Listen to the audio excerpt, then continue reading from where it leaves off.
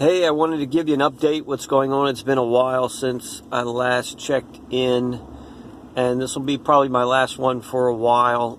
Wanted to go over, like last time I spoke, I needed $4,200 to secure my life. I didn't get the $4,200, so that put, and the reason I didn't get the $4,200 because I didn't really work a program, didn't stick to my goals, didn't do what I was supposed to do, and I don't remember how or why, but life just gets in the way. I had, it's kind of coming back to me now. It's been about 2 months since, maybe 3, since the last time I checked in and did one of these videos.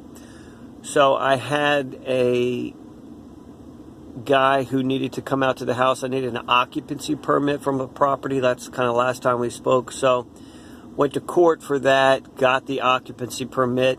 That turned out to be one of the stupidest, smallest things I ever could have done in my life. It cost me about $8,000 in fees over the last 8 years or 6 years not getting this occupancy permit.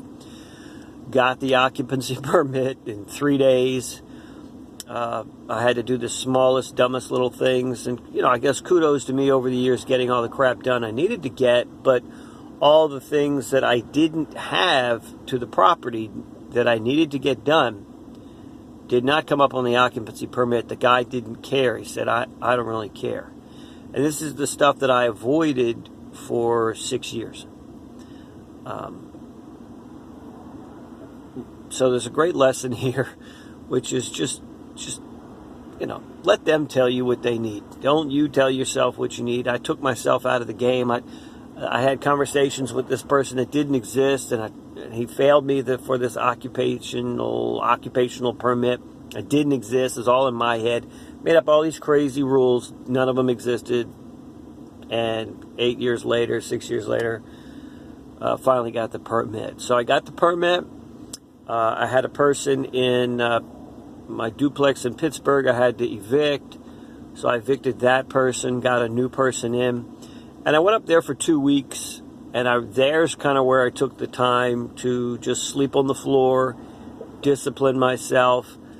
I made $8,600 there. So I was, I needed the $8,600 because I was in the hole going up there $2,000 because I didn't do what I was supposed to do for the $4,000.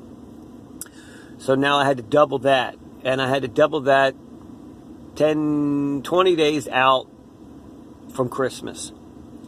Hard to get money during Christmas time. So I got $8,600. It's funny, I went to the bank the other day just to check the bank account. I wasn't sure exactly how much was in there.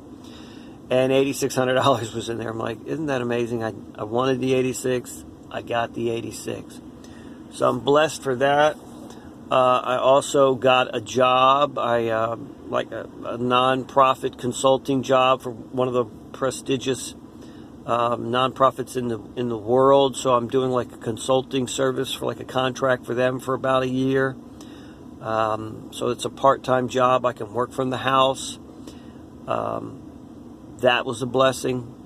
So when I went up to Pittsburgh, I was $2,000 in the hole. Now I'm $8,600 up. I received a job from that and almost sold my herbal company. So almost everything that came out of that experience was positive. So I learned, and I'm still dealing with some of the mold issues. Yesterday and the day before, last weekend, I kind of ripped a hole in the ceiling going down the steps and found out there was mold there. So I ripped that whole drywall out going up the steps and down the side of the wall, going up the stairs, and place was a wreck. So I found out, where it is, removed all that, and then took a week shocking that, and then I painted over that, and then, I put a bunch of caulk up so it'll never, breathe out into the house again type thing, just kind of locked it in there. So I've been doing some things that are also different. I'm doing like Wim Hof breathing techniques. I've been doing that for on and off for 20 days or so. I've been sticking to vibrational frequencies, about, upping my income from passive income strategies, which has been great. I mean, that really has been great. Every day I receive money. Every day I receive money. Every day I receive money. So that really has helped. I'm starting to get clients back again. So as I clean up my life, I always attract, clients. So I'm starting to get clients again, which is good.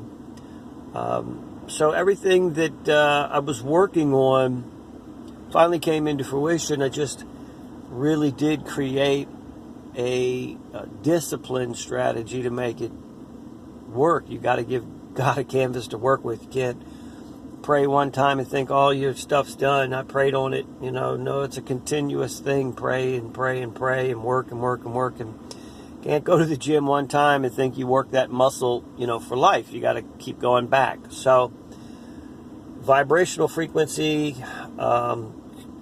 setting goals and achieving your goals is a daily grind.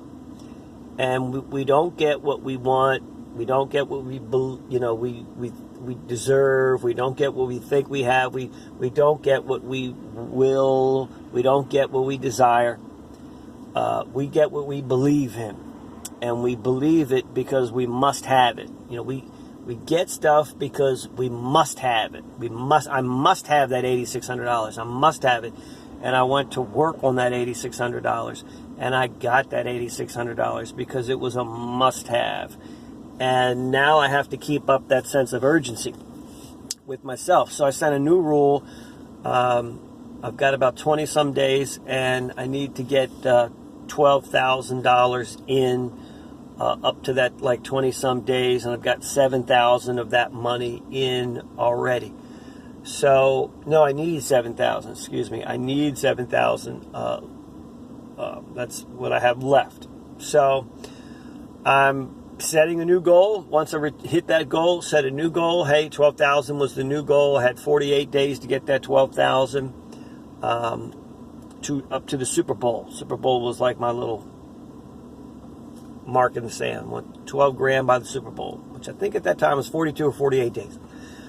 So it's doable. I like it. And starting off the new year with breathing strategies every morning, taking cold showers. That's a new one. Started taking cold baths, actually, not cold showers, but baths, taking cold baths. I had a cold bath today. And what that kind of does is, I don't like, I'm a bath guy, I take baths every day. And usually that water's about 108 degrees, in that bath. I love that hot bath. So this is the opposite for me, which is taking cold baths. I don't know how cold they are, but they're cold, man. They're cold. And so immediately what happens is, when you hit that cold and that cold hits you, you're like, get out. Okay, you're like, stop this madness. Don't do this. Don't do it. Stop. And I've been listening to a guy named David Goggins as well, and he's been a huge, probably got me into this water crap, which is like, embrace the suck. If it doesn't suck, then, you can't do it. Like, you have to do what, in a sense, breaks you. Like, greatness is on the other side. He has a good quote, which is, I know what's on the other side of failure. So when you get in this water, you just want to, stop. And then you trigger this emotion of let's just get through this. I'm not going to let this break me. We're going to continue to go through with this. And then you use the powers of your mind to, in a sense, heat up your body, heat up your inner core, and believe that you're I kind of believe today I was in a sauna, just bubble bathing around there in the sauna. And that really helped. I was amazed how, my body, I believed that I was in a sauna. I just kept visualizing myself in a sauna and the bubbles and stuff. And somehow you just heat up. And meanwhile, the water's freezing. So I'm in there for, I don't know, 6, 8, 10. I don't know how long I'm in there. I haven't like really disciplined that yet or set agendas on that. I'm just trying to, shock my body into that. And today it was like, don't do this. You don't have to do this. Get out of, you could stop this. And it's amazing how your body wants to be comfortable. You just want to be comfortable. You don't want to be pushed. You don't want to be uncomfortable. Your mind doesn't want that. It just wants you to like ease your way through life and be, this average person. And then when you get in this cold water, it's like, okay, now, turn on, you don't have to do this. Turn on the hot water. You don't have to do. And then, like I said, this cool thing happens where you're like, no, I'm going to break through this. As a matter of fact, I'm going to heat up the water, heat up myself, heat up my mind, heat up the core. I'm like, I'm going to beat this emotion. Next thing you know, you're just sitting in freezing water for a long time, 3 minutes, 10 minutes. And you're not aware that the water's cold. And it's the damnedest thing. So I've had a tremendous amount of changes and breakthroughs since we last spoke. Like I said, I'm still dealing with mold in the house. I don't have any like craziness about that. I finally got over that cold. That mold got me sick, and then I was sick with like a cold, a perpetual cold, and a flu and nasal for about a month. I mean, a fat month. That's really why I haven't checked back in, because I was just like, I didn't look good. I didn't feel bad, but I was just all sinus. I mean, I couldn't knock that thing. It took me about a month. And everybody on the East Coast is sick as a dog from this. Everybody in the family got sick. Like, everybody got sick. Everybody gave it back to one another. This thing was bouncing around for a month to one another. It was nasty. My son today was all coughing. It's like, here we go again, because my mother's sick as a dog. She came over to the house last night. So, breathing techniques have arrived. Discipline has arrived. From that discipline, I was able to hit not only my goals, but to basically almost sell the business and to get a job. So I overachieved, just by setting those goals, writing them down, getting my vibrational frequency up, and concentrating on that, listening to affirmations, writing it down, believing it, wanting it, desiring it, and then setting that to, I must have this. I must have this. I must have this. This is necessary. And then getting more in tune with the person I really am, the lack of, the minimalist, the person who isn't getting right, taking off and shredding all these onions. And when I finally took off like my mask and all these onions, and just got down to me, I was this little guy, little guy doing like my work here of